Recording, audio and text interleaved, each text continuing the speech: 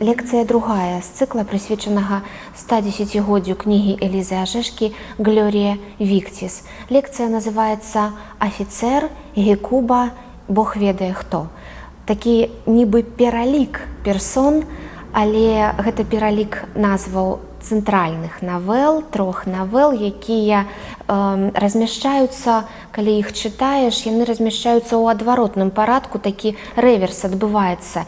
Падзеі ў навеле «Афіцэр» завяршаюцца ў жніўні 1863 года. Падзеі навелы Гекуба гэта май і чэрвень, падзеі навелы «Бог ведае хто» гэта канец красавіка. Так усё ў адваротным парадку, але не перастаю паўтараць, які малайчына быў Вацлаў Макоўскі, які ў 1910 годзе ў сваім віленскім выданні «Глоріі» менавіта так расставіў гэтыя творы, таму што чытаць іх трэба якраз такі ў адваротным парадку. Тады разумееш, што яны складаюць такую і мазаіку, якая напаўняецца, у кожнае гняздзечка напаўняецца менавіта ў такім парадку чытання, і ты пачынаеш разумець, што тое, што адбывалася ў адной навеле, вось яно, гэты эпізод згадваецца тут, ты разумееш, пра які эпізод ідзе гаворка. Таму чытачам, якія будуць з гэтымі навеламі знаёміцца ў кнізе, я якраз і раю, нягледзячы на тое, што нібыта навелы незалежныя адна ад адной, з аднаго боку, і могуць чытацца ў любым парадку, ўсё ж такі вось гэты парадак, прынамсі парадак «Афіцэр, Гекуба, Бог ведае хто», трэба менавіта прытрымлівацца яго. Такім чынам мы пачынаем з «Афіцэра». «Афіцэр» навела больш псіхалагічная, чым падзейная, чым такая сюжэтная. Гэта моцны, псіхалагічна моцны твор, моцны эмацыйна, моцны сваімі сімваламі. Тут мы таксама бачым, што сонца весела гуляе на зброі расійскага войска, падміргвае рулямі стрэльбаў. Тут мы таксама заўважаем, што Эліза Ажэшка ставіцца да сонца як да ворага па сутнасці, таму што гучаць такія фразы у герояў, з вуснаў аднаго з герояў гучыць фраза «Як жа ты мог з матыкай супраць сонца». Вось гэта з матыкай супраць сонца, гэта якраз зноў паўтарае тое, што я гаварыла ў першай і ў другой частках першай лекцыі, пра тое, што мірная зброя мірных людзей, яна на сонцы не блішчыць, на сонцы блішчыць зброя сапраўдная, зброя вайсковая, а мірныя людзі, вот, яны з матыкай, яны з косамі, яны супраць сонца. Ну, але паспрабую, канешне, я не перакажу навелу «Афіцэр», ды гэта і не трэба, гэта і не мая задача, але я паспрабую спыніцца на некаторых момантах, якія лічу цікавымі, лічу моцнымі ў гэтай навеле. У цэнтры афіцэр рускай арміі Апалінарый Карлавіцкі.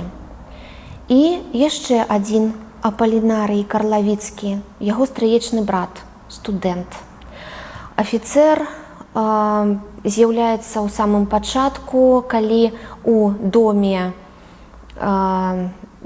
паўстанцаў, у доме, у якім застаюцца толькі маці і дачка, у якім сын сыходзіць у войска, а сябра, жаніх дачкі, нарачоны сыходзіць раніцай таемна, каб паведаміць атраду пра тое, што царскае войска вось яно ўжо збіраецца ў гэты ж лес і трэба рыхтаваць засаду. У гэтым доме, у гэтым двары, у садзе адбываецца ператрус, адбываюцца розшукі таго, што можна знайсці тут, якія улікі таго, што гэтая сядзіба мае дачыненне да паўстання. Разбіваюцца гаршкі з вазоны з кветкамі, шукаецца нешта там у зямлі, выстукваюцца сцены, падлога, каб знайсці нешта, што гучыць не так, і значыць ёсць нейкі тайнік, узрываюцца ўсё, што можна разрэзаць, разбіць, усё гэта аглядаецца. Тым часам войска напіваецца, таму што недзе там знаходзяцца запасы віна ці гарэлкі, і адзін кіраўнік другога, таму што там ёсць і казацкі сотнік, і афіцэр пяхоты.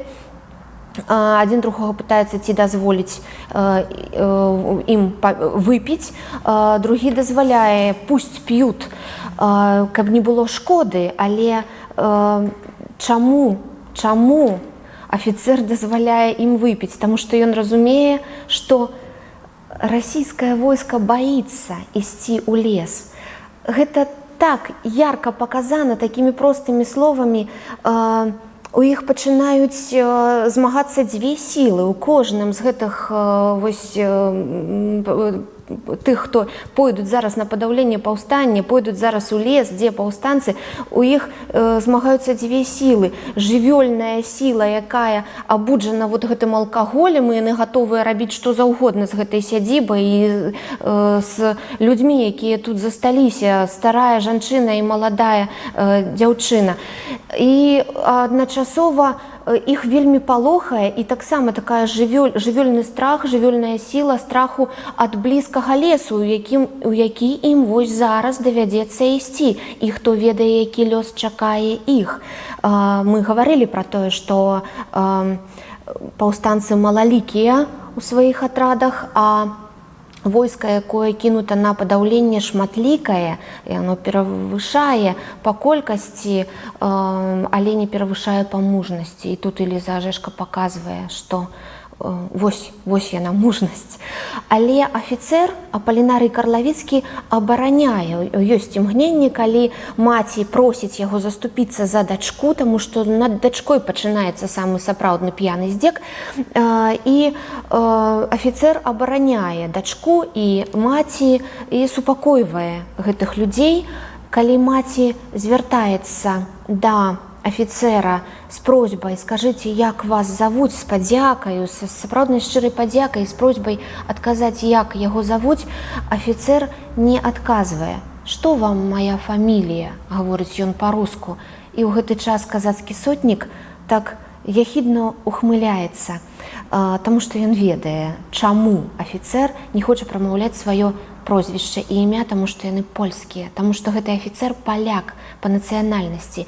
Ён адсюль, з Польшчы, у яго маці з Вільні, бацька з Вільні, у яго тут была фамільная сядзіба, але бацька пераехаў у Расію, маці яны страцілі, і бацька аддаў хлопчыка у 11-гадовым узросце. Ён ужо у 5 гадоў ён асірацеў і трапіў у Расію, а ў 11-гадовым узросце трапіў ужо вот туды, дзе вучаць быць вайскоўцамі, афіцэрамі. І ён, можна сказаць, з 11 гадоў ваенны чалавек, военна абавязаны.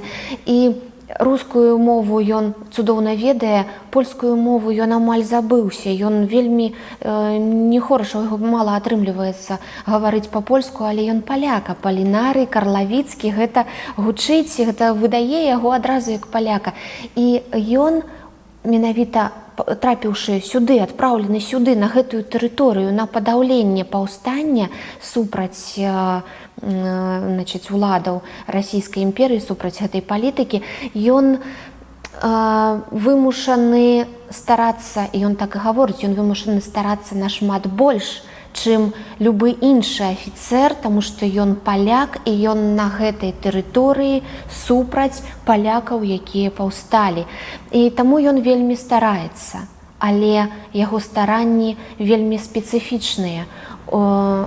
Эліза Ажэшка паспрабавала паказаць душу чалавека, незалежна ад нацыянальнасці, даказаць, што душа чалавека застаецца такой, якой яна створана Богам. А Богам яна створана, як даводзіць Эліза Ажэшка, хрысціянскай, абавязковай. Вот матыў хрысціянства, ён праходзіць праз усе навелы цыкла «Глорія Віктіс», праз многія іншыя творы, амаль праз усе творы, я так не пабаюся сказаць, Элізы Ажэшкі. І тут ён таксама вельмі моцна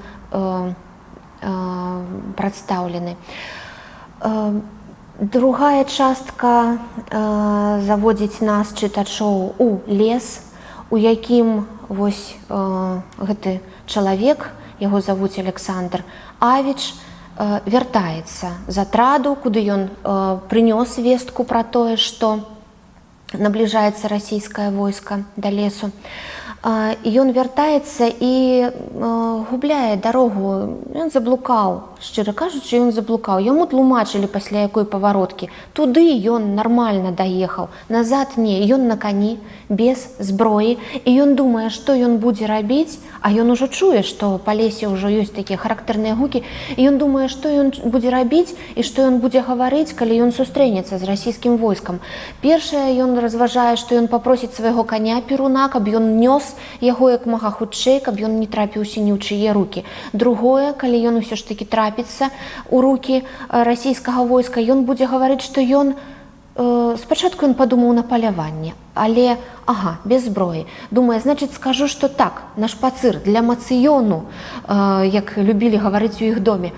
І так ён разважае, як ён скажа, але на самой справе ён гаворыць зусім іначай.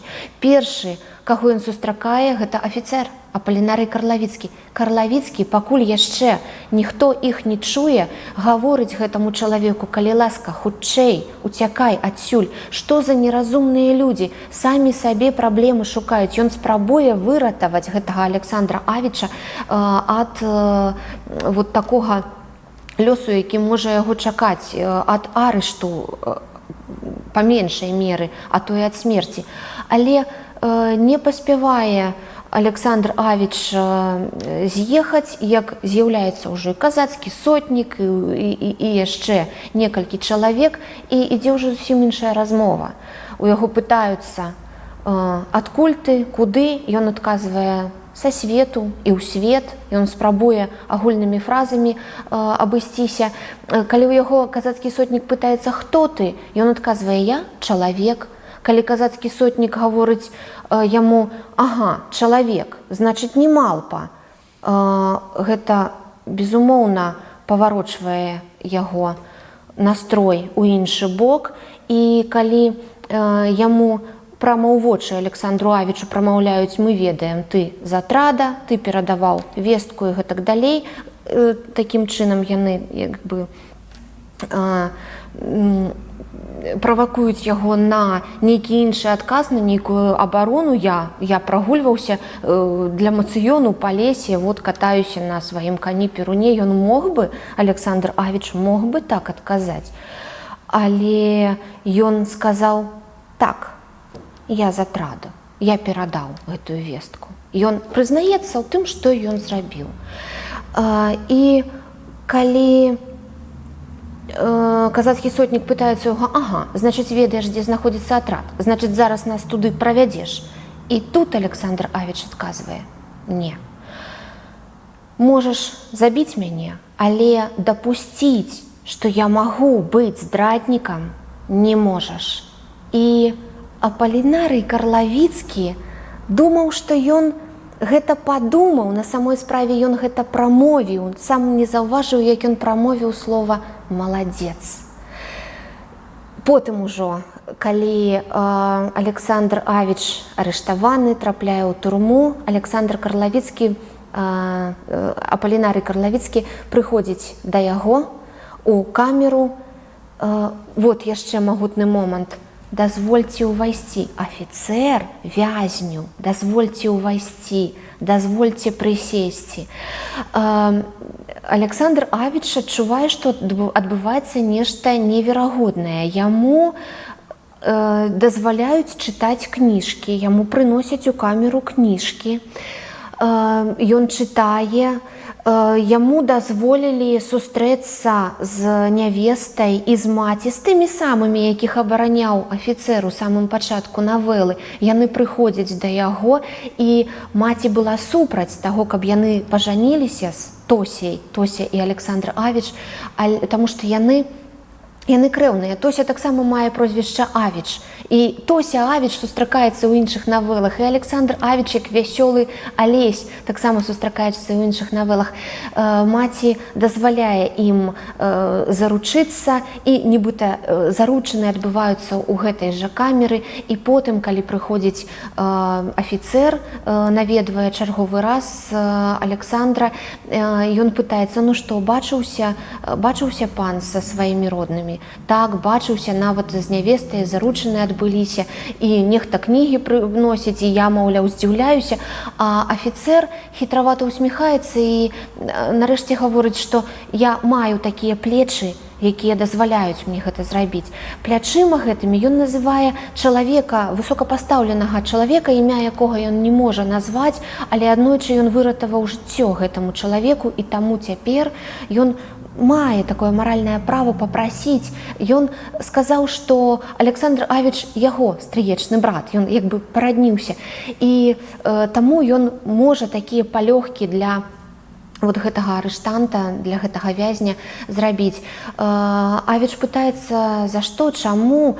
Афіцэр распавядае, пытаецца ў яго, просіць яго расказаць пра Апольку, яшчэ аднаго Апалінарыя Карлавіцкага, які быў забіты ў той самай сцэне ў лесе, калі быў арыштаваны Александр Авіч, таму што не паспеў Авіч папярэдзіць Апалінарыя, і ўсё гэта, то бок сам афіцэр прамаўляе вот гэтае слово «страляйце», каб стралялі войскі па паўстанцах, якія вось тут з'явіліся, але ў гэты ж момант ён заўважае, што Апалінарый Карлавіцкі, юны студэнт Апалінарый Карлавіцкі, і куля ляціць у яго. Аказваецца, што два Карлавіцкія, абодва Апалінарыі названы ў гонар свайго дзеда. Яны стрыечныя браты. Але так адбылося, што адзін брат застаўся тут, на зямлі, недзе ў Вільні ці каля Вільні, а другі паехаў у Расію, і яны ніколі не бачыліся. Але малодшы Карлавіцкі, калі паехаў вучыцца у Маскву, ён ведаў, што тут недзе жыве яго стрыечны брат, служыць у войску, і яны сустракаліся шмат разоў, і яны размаўлялі. І вось цяпер, калі малодшы Карлавіцкі забіты па загаду старэйшага Карлавіцкага, таму што ён, як сапраўдны афіцэр, не мог не выканаць свой абавязак і не мог не сказаць «страляй», тым больш ён павінен быў выканаць гэты абавязак у 3 разы лепш, чым іншыя. І вось ён цяпер прыходзіць у камеру, каб распытаць у сябра малодшага свайго стрыечнага брата Аполькі, што гэтага маладога чалавека, студэнта, які добра вучыўся, які разумны, што ўвогуле гэтых людзей, цвет нацыі, што іх з матыкай супраць сонца штурхнула. І ён распавядае Александру Авічу: ты быў у Пецярбурзе, ты бачыў, якое гэта хараство, якое гэта багацце, колькі золата, колькі упрыгожванняў, а ты бачыў, колькі зброі, а ты ведаеш, што такое расійскае войска, гэта мур, гэта сонца. Зноў Эліза Ажэшка пра гэтае самае сонца. Гэта мур, гэта сонца. І як можна супраць сонца з матыкай? Як можа цвет нацыі вот так неразумна сябе паводзіць? Александр Авіч дае яму адказ, ад якога і ён падае на зэдлік, ужо зняможаны ад гэтага адказу. І Апалінарый Карлавіцкі адказвае: я зразумеў, чаму Аполька так паступіў, чаму Аполька пайшоў у гэтае войска. Авіч расказвае яму, што супраць войска, супраць кавалерыі, супраць пяхоты, супраць палкоўнікаў, супраць камандзіраў ёсць ідэя, войска якой складаецца з самых разумных галоў і самых добрых сэрцаў, а поле бітвы гэтага войска – вечнасць. Апалінарый Карлавіцкі ратуе жыццё Александру Авічу, таму што нягледзячы на тое, што нібыта можна было б абысціся высылкай у Сібір, і ўсе разлічваюць на тое, што гэтым і абыдзецца, і калі маці аддае дачку сваю у нявесты, у будучыя жонкі да Александра Авіча, яна думае, што яны ўсе разам паедуць у Сібір. На самой справе вось гэтая дзёрзкасць Александра Авіча і яго папярэдняя такая прапагандысцкая дзейнасць, яны цягнуць на самой справе на шыбеніцу. Больш за тое, у кожны гарадок даводзіцца, колькі людзей павінна трапіць на шыбеніцу. І ў гэты гарадок 2-3 персоны абавязкова даведзены такі план. І ўжо вядома, што калі на апошнім допыце Александр Авіч не пакаецца, то ён дакладна трапіць на шыбеніцу. А ён, афіцэр, ведае, каяцца ён не будзе, прасіць прабачэння, раскайвацца, ён не будзе не той чалавек, не той, таму што ён яму яшчэ ў лесе сказаў «маладзец».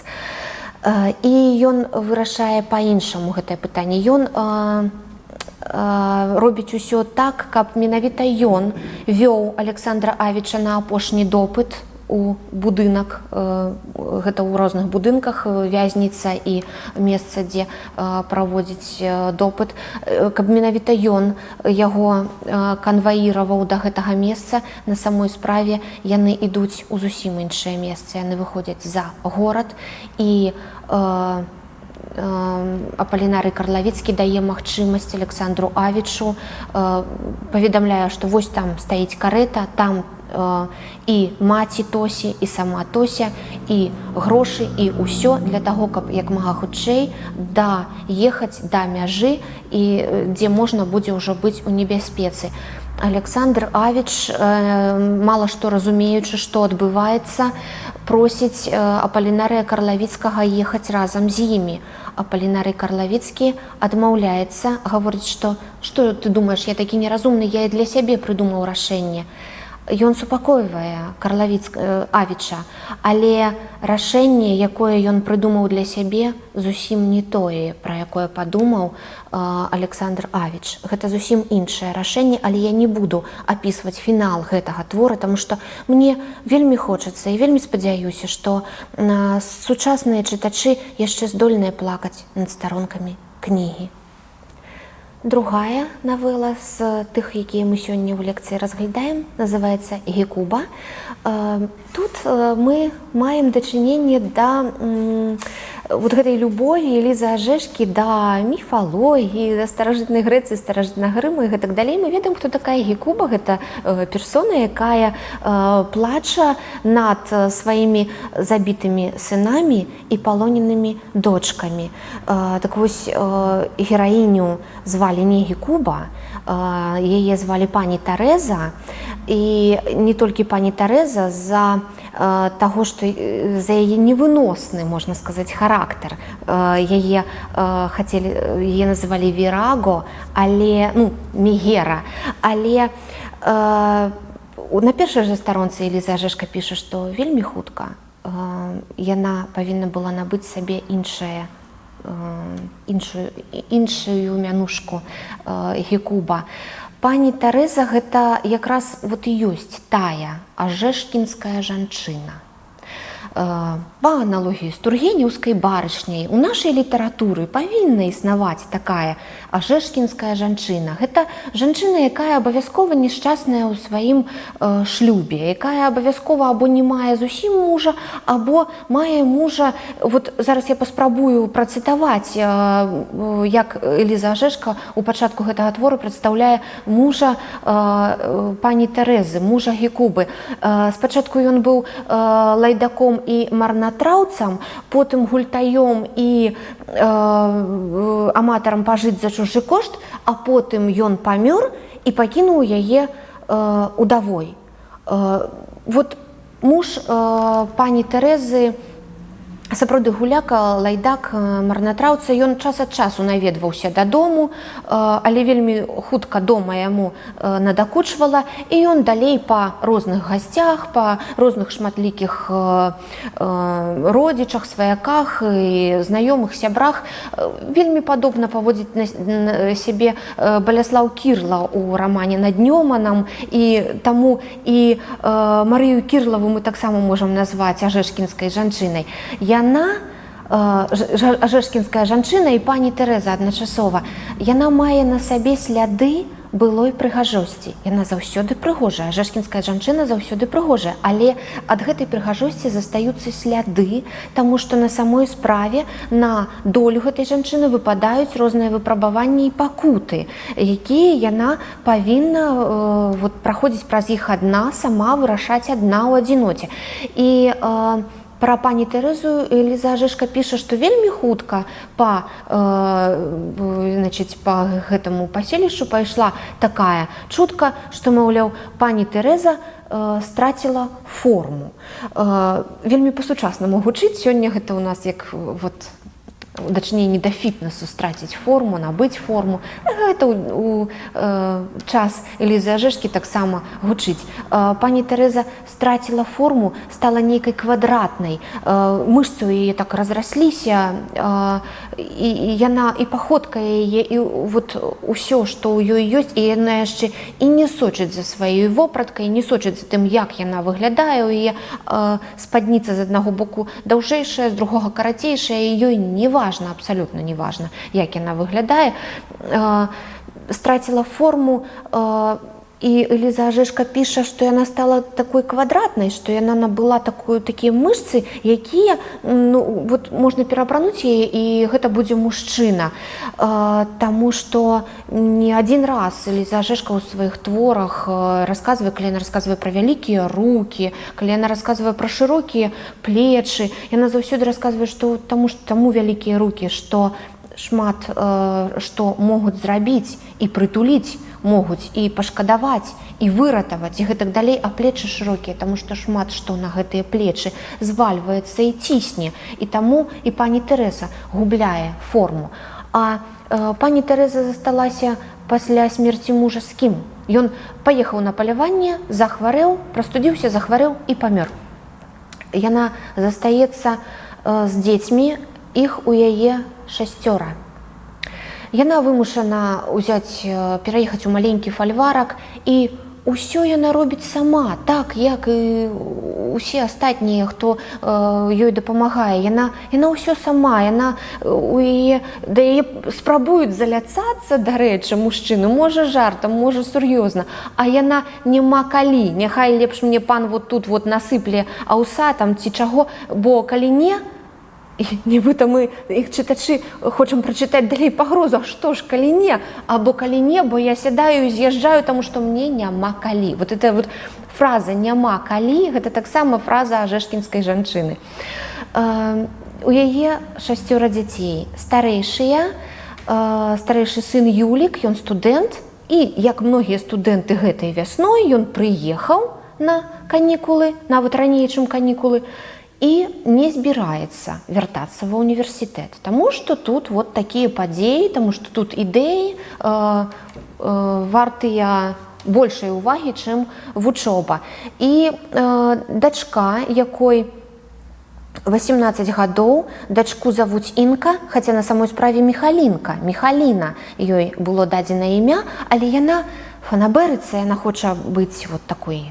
Што такое Міхаліна? Это занадта проста. Яна Інна, яна модніца, яна не хоча жыць у доме маці, яна шукае нейкага жаніха выгоднага, яна хоча прыгожага жыцця, яна лічыць, што яна не для гэтага створана, не так яна хоча жыць, як пані Тэрэза. Безумоўна, хто хоча жыць цяжка, але яна хоча жыць занадта лёгка. Яна увесь час выклікае абурэнне сваёй маці, пры тым, што маці яе вельмі любіць. І яна таксама фігуруе ў амаль што ўсіх навелах гэтага цыкла. Яна нарэшце знойдзе сабе жаніха ў выглядзе расійскага афіцэра і збяжыць з ім у Пецярбург. І вось такім чынам гэта будзе палоненая дачка Гекубы. Пра яе можна многа расказваць, але абмяжуюся толькі 2 фразамі. Яна марыць, яна лічыць, што гэта абсалютна нармальна жыць так, як хочацца, рабіць тое, што хочацца. Ці не чуем мы тут сучасныя пажаданні большасці людзей рабіць тое, што хочацца, жыць так, як хочацца. І яшчэ Эліза Ажэшка некалькі разоў у гэтым творы звяртае ўвагу на яе рукі. Рукі яе хваліць тая жанчына, якая як бы такая сводніца паміж ёю і гэтым афіцэрам, якая хоча іх паяднаць. І усімі спосабамі, усімі кампліментамі, і ў тым ліку і такім, якія ручкі пяшчотныя, маленькія, крохатныя. Вот гэта тое, што купляе інку, і тое, што Эліза Ажэшка супрацьпастаўляе моцным рукам сапраўднай жанчыны. Досыць пра інку, таму што ёсць яшчэ у пані Тэрэзы яшчэ 4 непрадстаўленых тут мною дзяцей. Ёсць сярэднія такія падлетачкі, 2, у якіх я якраз і ўбачыла, я ў мінулай лекцыі распавядала, я ўбачыла вось гэтыя дыялогі самой Элізы Ажэшкі, Альжбеты Паўлоўскай са сваёй сястрой Клемянцінай Паўлоўскай, калі яны таксама ў дзяцінстве хацелі абавязкова пакутаваць за нейкую вялікую ідэю. Вось гэтыя 2 хлопцы падслухваюць тое, пра што гаворыць Юліян, старэйшы сын пані Тэрэзы, і сама пані Тэрэза, таму што сама пані Тэрэза прымае ўдзел у паўстанні, самы сапраўдны. Яна, это пад яе кіраўніцтвам ноччу закопваюць зброю ў зямлі, а хлопцы малыя высочваюць і дастаюць сабе рэвальверы і кінжалы для таго, каб у іх таксама была зброя. Яны таксама хочуць ісці ў войска, як это так, мы малыя. Бяда наша толькі ў тым, што мы малыя, але мы таксама за ідэю, мы таксама можам змагацца. Яны ад крыўды, што іх не паклікалі. Вот пані Тэрэза прымае такі ўдзел у паўстанні, калі яна задала свайму сыну Юліяну такое пытанне: а што, іначай нельга? Ну тады, раз нельга, значыць нельга. І яна сама сабе разважае: я ж не магу дазволіць свайму сыну быць трусам, галганам. Я не дазволю свайму сыну вось так, калі ўсе ўздымаюцца на гэтай зямлі на вось гэтую барацьбу, хіба ж я дазволю свайму сыну неяк іначай. Зусім іначай думаюць сяляне, якія жывуць у гэтым жа фальварку, якія пасля адмены прыгоннага права засталіся тут жыць і служаць верай і праўдай пані Тэрэзе. Гэта сям'я Тэлежукоў, Панас і Настка. Яны разважаюць зусім іначай. Іх немагчыма пераканаць у тым, што гэта трэба, але яны гатовы служыць, таму што некалі, калі страшная хвароба хадзіла па гэтай зямлі, то пані Тэрэза ратавала іх дзяцей і Настку таксама ад гэтай хваробы. Уратаваць атрымалася толькі Настку. Дзеці ўсе ў Тэлежукоў памерлі, і яны засталіся тут жыць, проста каб служыць да канца пані Тэрэзе за тое, што яна вось так паставілася да сям'і, да дзяцей, што яна вот так усім сэрцам. Яны, і Тэлежук Панас так і гаворыць: я гатовы пані Тэрэзе служыць, я гатовы рабіць што заўгодна, закопваць зброю, значыць закопваць зброю, што скажаце, але я не згодзін. Чаму так? І Настка таксама гаворыць: вот вырас вам сыночак, як анёл у царкве на абразе, як яблычак пра Юліяна, а вы яго на пагібель, на смерць. Што з вамі, пані, сталася? Вы ж заўсёды сваіх дзяцей любілі. І яна тлумачыць гэтым сялянам, што тое самае, што ёсць ідэі вартыя, моцныя, і ёсць сэрцы, яна прыводзіць прыклады з гісторыі, таму што яна чытае літаратуру такую, як і яе дзеці, і падлеткі, і нават малыя чытаюць. Яна ўсё гэта разумее сама, і яна спрабуе тлумачыць гэта сваім гэтым сялянам, для якіх яна прыбудавала да свайго дома вялікі пакой, каб яны жылі там, каб іх дзеці там бегалі, развіваліся так, як трэба. І яны не разумеюць. Настка засынае падчас гэтай прамовы, а па нас гаворыць: «Хадзім спаць, пані Тэрэза, я пайду спаць, позна ўжо. То есть не трэба мне тут тлумачыць, я ўсё роўна нічога не падзяляю ваше меркаванне». Гэтым Эліза Ажэшка спрабуе сказаць, што агульная чалавечая маса, ёй заўсёды няма справы да таго, што адбываецца з радзімай, з нацыяй, з культурай, з гісторыяй і гэтак далей, што вось толькі цвет нацыі здольны да змагання. І яшчэ двое дзетак маленькіх у пані Тэрэзы, зусім маленькія, 2 дзяўчынкі, вось яна з імі і застаецца. Таму што Юліян, Юлік, яе любімы старэйшы сын Юлік, які быў у яе ўсё для яе пасля смерці мужа, ды проста пасля таго, як пасталеў, яе апора, яе надзея, ўсё, што можна было ўкласці, гэта быў ён. Юліян загінуў у адным з баёў, а малыя былі арыштаваны. Адзін з іх быў паранены у плячо, але вельмі моцна, так што рука не дзейнічае. І гэтых малых, Эліза Ажэшка не ўказвае іх дакладна ўзрост, але гэта малыя, гэта сапраўдна малыя дзеці, такія падлетачкі.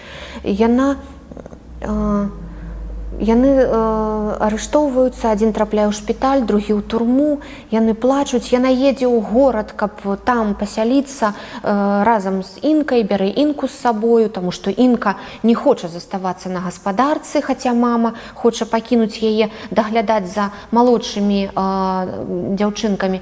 Інка просіцца ў горад, маці пагаджаецца, урэшце рэшт, ладна, едзь у горад, тут яна і знаёміцца з гэтым афіцэрам у горадзе. А маці, яшчэ які вельмі такі яркі момант, яе чорная сукенка. Не таму, што ў той час у чорных сукенках было забаронена хадзіць. У той час было забаронена насіць чорныя сукенкі, таму што гэта было гэта сімвалізавала гэтую барацьбу. І яе не пускаюць. Яна ідзе па гораду, сустракаецца жандар і гаворыць: не паложана ў чорным.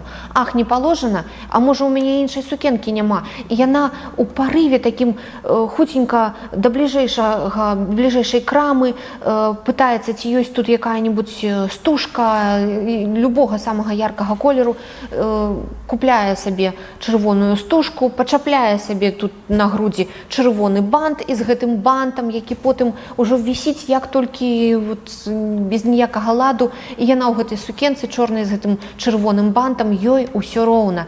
Яна перажыла ўжо смерць старэйшага сына, але яе трымае на гэтай зямлі тое, што адбудзецца з яе сярэднімі сыночкамі, якія цяпер таксама палоненыя. Тут мы таксама бачым прачуванне і пачуцці маці, якая страчвае сваіх дзяцей. Ёй увесь час хочацца, яшчэ да таго, як Юліян пайшоў у лес, ёй увесь час хочацца прыпасці да зямлі, учапіцца пальцамі ў зямлю і ўвесь час маліцца. Ужо гэта азначае, што далей мы ўжо, не прачытаўшы яшчэ далей, мы разумеем, што загінуць яе дзеці будзе нешта кепскае, таму што ў яе ёсць гэтае жаданне скрэбці зямлю пазногцямі. Малых невядома, гэтых сярэдніх сыноў, якіх арыштавалі, невядома, які лёс іх чакае. Але ўсё можа вырашыць той самы афіцэр, які пазнаёміўся з інкай, які дазваляе маці бываць у турме і прыходзіць у шпіталь і бываць там падоўгу. Але так атрымліваецца, што ён павінен вось-вось пакінуць гэты пост і з'ехаць у Пецярбург, і ён з'едзе разам з інкай. А прыходзіць зусім іншы афіцэр на гэтую пасаду, і ўжо ад яго залежыць, які лёс чакае гэтых хлопцаў.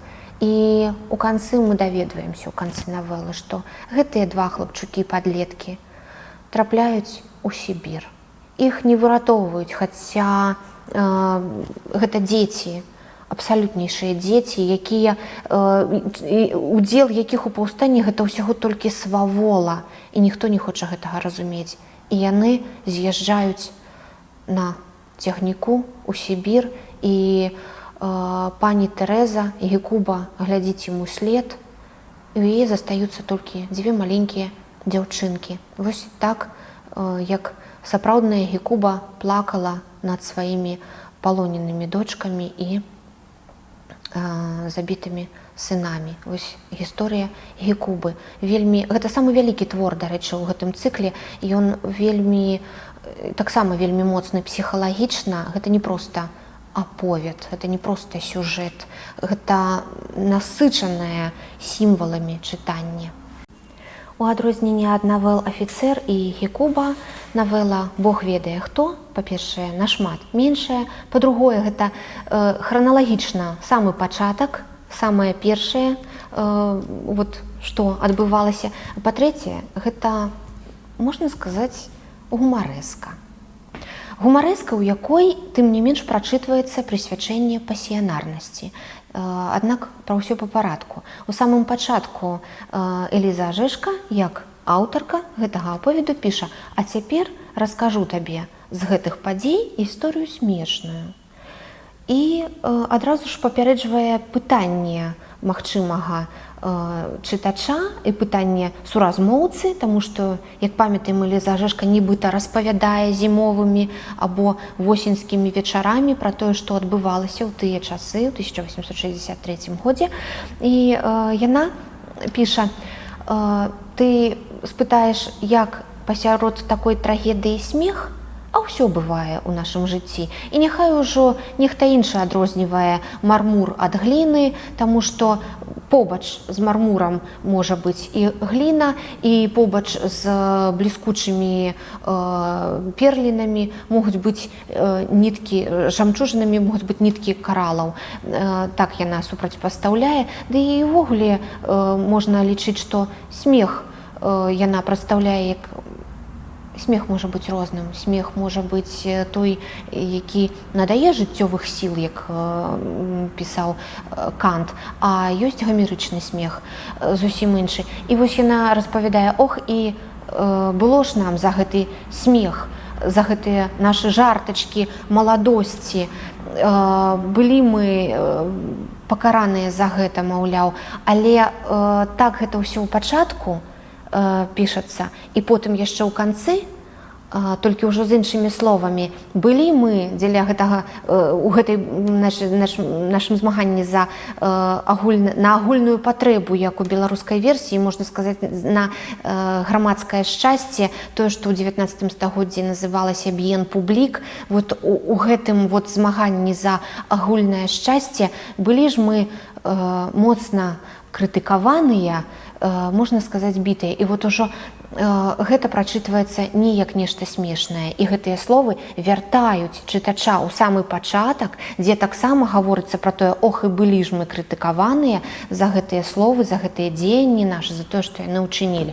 А што ўчынілі? Значыць, у цэнтры увагі дом, вот тут ужо дакладна дом Элізы Ажэшкі, дом яе маладосці, яе першых увогуле гадоў яе замужжа за Пятром Ажэшкам. Гэта сапраўдны яе дом. Яна апісвае ружовы салон, у якім усё ружовае, шмат ружовага, і сцены, і мэбля, у якім там і сям стаяць кветкі, і на каміне, на бардзюры каміна спіць кот, ажно храпе. Вось такая ідылія. Ружовы салон, кветкі, коцік храпе. Сапраўдная ідылія. А калі глянуць за акно, то за акном белы, нават шэрае неба, шэры снег і дрэвы, дрэвы, дрэвы. Мы разумеем канец сакавіка, гэта яшчэ чорныя дрэвы, дрэвы, дрэвы, дрэвы, яна паўтарае гэта 3 разы, і алей, алей, алей. То есть мы бачым па сутнасці дарожкі, крэскі. Алеі і дрэвы выглядаюць аднолькава, калі глядзець на іх праз акно на фоне шэрага снегу. Гэта абавязкова шэрыя чорныя крэскі, дарогі, якія разыходзяцца ў розныя бакі, і гэта вот ужо ў гэтым сімвалічна, што праз вот эту ідылію ружовага салона яшчэ нічога не адбылося, яшчэ ніхто не пайшоў у паўстанне, а мы бачым, што за акном невядомыя дарогі, куды яны прывядуць, і дрэвы, дрэвы, дрэвы, якім праз месяц ужо квітнець, і мы чытаем у навеле яны, у навеле Глорія Віктіс, як рана ўсё распусцілася і расквітнела. А вось тут ружовы салон, у якім сабраліся 9 жанчын, 9 юных, маладых жанчын. Актуня, Клімуня, Тося, тая самая Тося Авідж, Інка, тая самая Міхалінка, дачка пані Терези з Гекуби, Марыня, Вінцуся, пані графіня, не памятаю, можа, кагосьці не назвала, пералічвае Эліза Ажэшка 8 жанчын. Ну і, канешне, называе сябе, і мы разумеем, што 9-я Эльжуня, Эліза Ажэшка. Сабраліся ў доме, каб шыць канфедэраткі, таму што ўсё астатняе ўжо было гатова. Ужо, як піша Эліза Ажэшка, няма у нас, маўляў, ні ў воднай з нас няма нічога шаўковага, ні хусціначкі, ні касыначкі, нічога, таму што ўсё пайшло на пашыў шаўковых кашуль для паўстанцаў.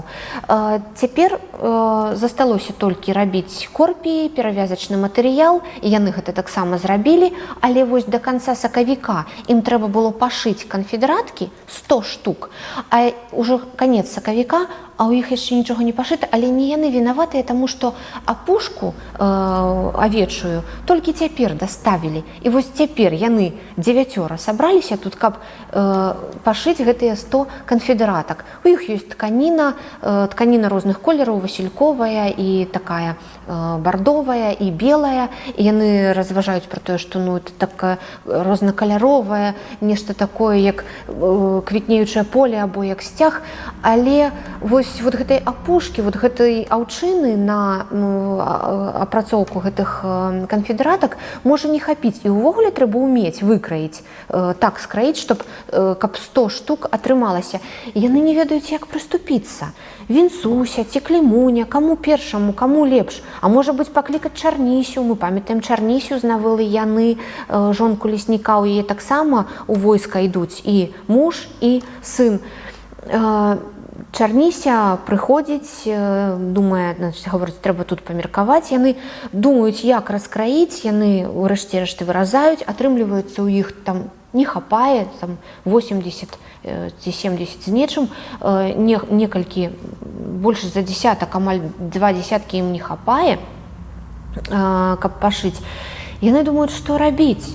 І тут да гаспадара гэтага дома, гэтай сядзібы, прыязджае нейкі пан Буракевіч, які тварам сваім цалкам адпавядае прозвішчу, таму што скура ў яго, твар у яго, проста як бурак, вочы блакітныя і ўвесь час такія расістыя, і валасы як серабрыстая, сівыя, як серабрыстая кудзеля.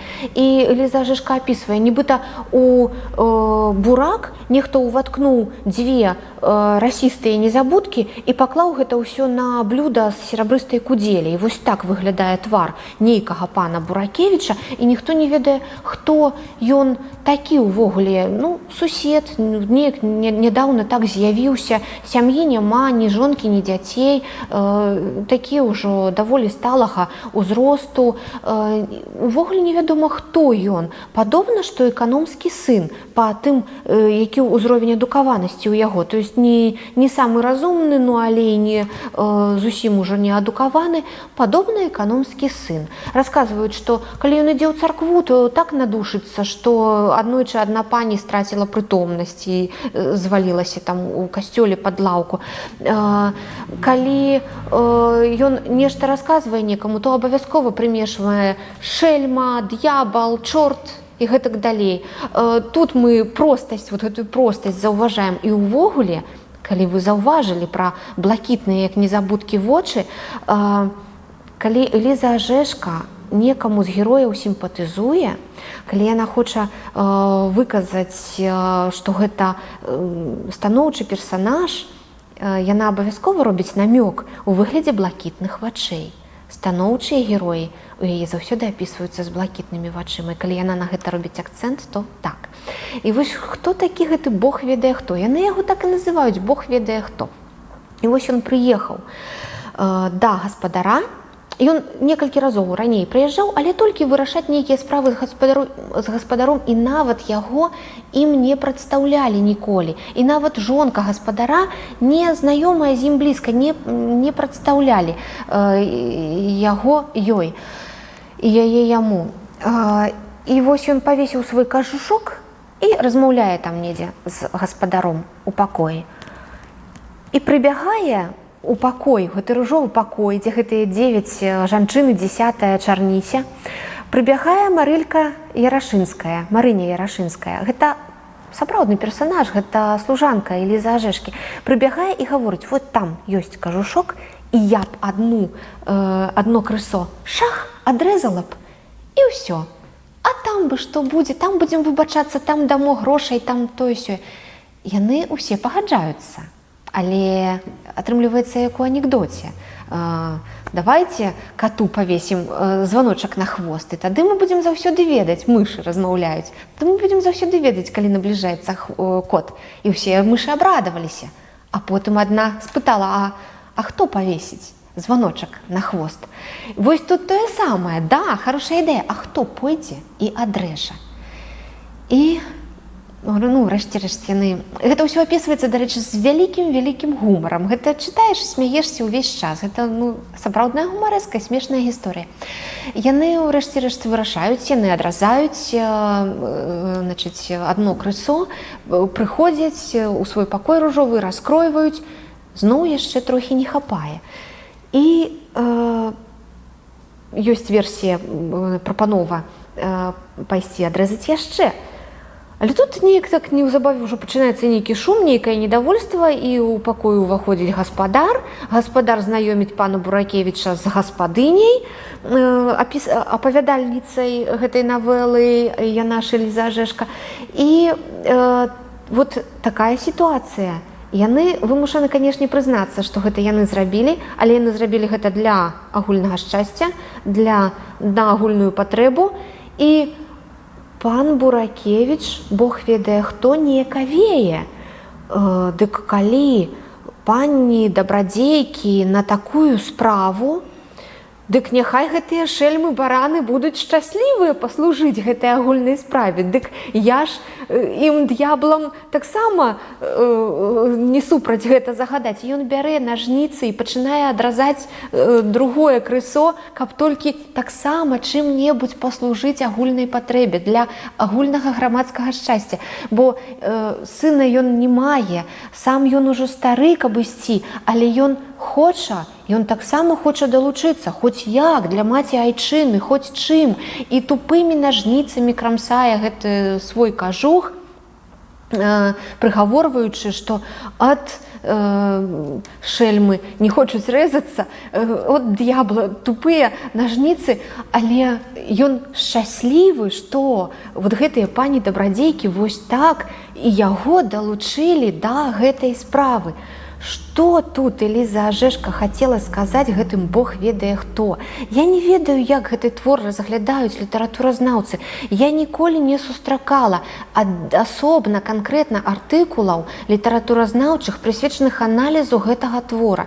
Але вот тое, што я скажу, можа быць, яно такі непрафесійны аналіз, але гэта вот такое чыста чалавечае памкненне прачытаць у гэтым Бог ведае хто пачатак фразы «Бог ведае, хто толькі не быў далучаны да гэтай барацьбы за грамадскае шчасце для агульнай патрэбы». Нават нейкі невядома адкуль нейкі пан Буракевіч, хто заўгодна. І гэта ёсць, у гэтым ёсць сэнс. Я бачу гэты твор, гэтую гумарэску, як называе сама аўтарка, як самае сапраўднае прысвячэнне пасіянарнасці.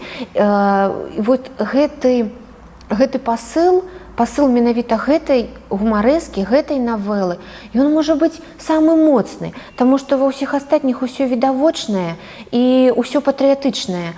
А тут праз смех, праз жарт сказана, можа быць, большае. Тое, што усе хацелі быць далучанымі, толькі не ў кожнага атрымлівалася.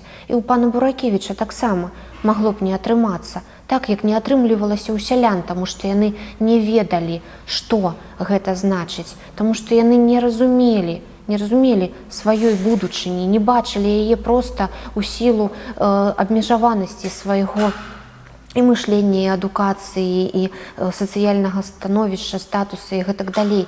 Эліза Ажэшка прысвячае гэты твор усім, хто быў далучаны і не быў далучаны, як і ўвесь цыкл Глорія Віктіс.